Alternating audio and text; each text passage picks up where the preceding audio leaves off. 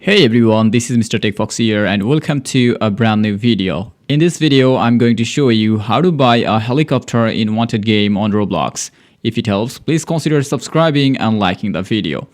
So first of all, make sure that you have at least 1.4 millions of dollars. So if you want to buy at least the minimum one, so you have to have at least 1.4 millions dollar.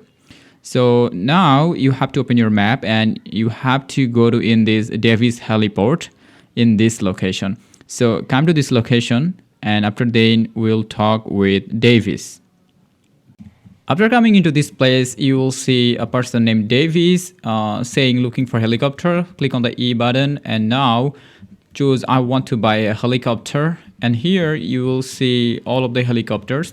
The first one is 1.4 million and the second one is 3.2 million. I'm gonna purchase the first one, and after selecting it, normally click on the purchase button and select yes, and that's it. We have successfully bought a helicopter in Wanted game on Roblox, and that's pretty easy, pretty cool tutorial. I think it will help you a lot. So that's all for today's video. Thanks for watching. See you in the next one.